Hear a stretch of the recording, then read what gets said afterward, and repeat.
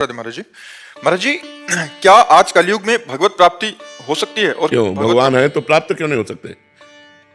कोई भी युग हो, भगवान है। हम लोग ऐसे बैठे हैं क्या? पूरा जीवन ऐसे व्यतीत हो गया क्या? मजाक में जीवन व्यतीत होता है क्या? मजाक से काम क्रोधों को जीता जा सकता है क्या? हृदय में आनंद ना हो तो विषयों पर विजय ऐसे प्राप्त की जा सकती है? माँ बाप पत्नी पुत्र परिवार, इसी में तो पूरा जीवन पछड़े में जो फंसाए हुए हैं, और पूरा जीवन अकेले व्यतीत, क्या ऐसे हो गया? ऐसे हो जाएगा? पर वो नेत्र चाहिए, वो भाव चाहिए, वो विरह चाहिए, वो जलन चाहिए, वो भूख चाहिए, जिसमें भगवान मिले। तो भगवान ऐसे मिलते हैं जैसे तुम और हम। ये केवल कहने सुनने की बातें नहीं है, जाने मोरी छाती।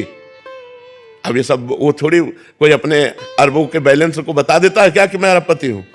अपने आप अगर तुम्हारी दृष्टि है तो पहचान सकते हो। भगवान जब है तो मिल क्यों नहीं सकते? ऐसा कहीं लिखा है कि कलयुग में नहीं भगवान मिलेंगे? किसी भी ग्रंथ में, किसी भी पंथ में, किसी भी शास्त्र में ऐसा लिखा है कि कलयुग में हर युगों से जल्दी मिलेंगे। हमारी आयु 100 वर्ष, 10-10 हजार वर्ष एक एक पैर के अंगूठे के बल खड़े होकर जब भजन करते थे तब भगवान के दर्शन होते थे। हमारी तो आयु ही 100 वर्ष है, और वहां तो 10-10 हजार वर्ष तक तपस्या करते थे, तो हम तो बहुत जल्दी भगवान को प्राप्त कर लेते। जो 10,000 वर्ष तपस्या करने का फल मिलता था, कलयुग में 24 घंटे नाम कीर्तन करने से मिल जाएगा।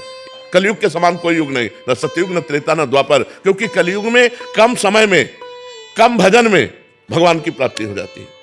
जहां 10,000 वर्ष हाथ उठाकर वायु पीकर तपस्या, वहां रोटी दाल खाकर रात दिन नाम जप करो, भगवान की प्राप्ति हो जाएगी। बिना भगवान की प्राप्ति के जो संत महात्मा जन है, जो सतमार्ग के प्रतीक है, वो ऐसे जी रहे हैं क्या?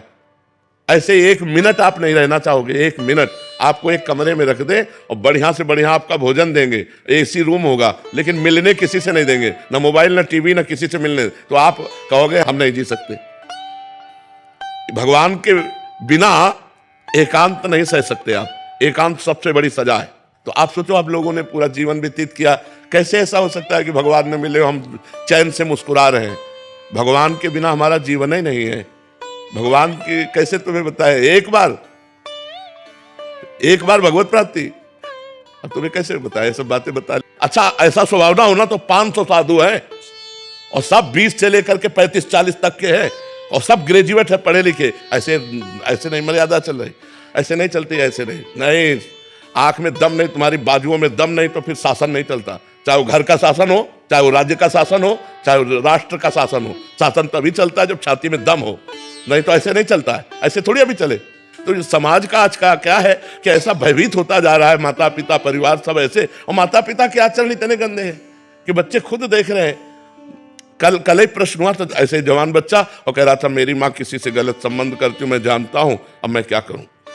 अब बोलो, वो माता पिता के लिए जब ऐसा देख रहा है आचरण, तो बच्चे कैसे गंदे होंगे? हम खुद अपने मन पर शासन नहीं कर सकते, हम खुद अपनी इंद्रियों पर शासन नहीं कर सकते, माता पिता बच्चों पर शासन नहीं कर सकते, समाज में शासन व्यवस्था भंग होती चली जा रही।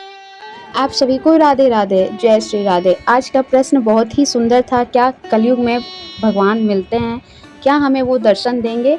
तो बाबा ने बहुत ही अच्छी बातें बताई है, और इसके साक्षात प्रमाण बाबा प्रेमानंद महाराज हैं, जो कि पहले की वीडियो में उन्होंने अपनी कहानी बताई। जब उनको भगवान दर्शन देने वाले थे तो उनको क्या क्या फील हुआ था, सुबह से उनके साथ क्या हो रहा था। खुद भगवान ने बाबा को दर्शन दिया है, और वो एक साक्षात प्रमाण है। और इसलिए हमें सबसे ज़्यादा से ज़्यादा नाम जाप करना चाहिए, भगवान की पूजा अर्चना करें, गलत काम कभी ना करें, तभी हमें भगवान दर्शन देंगे।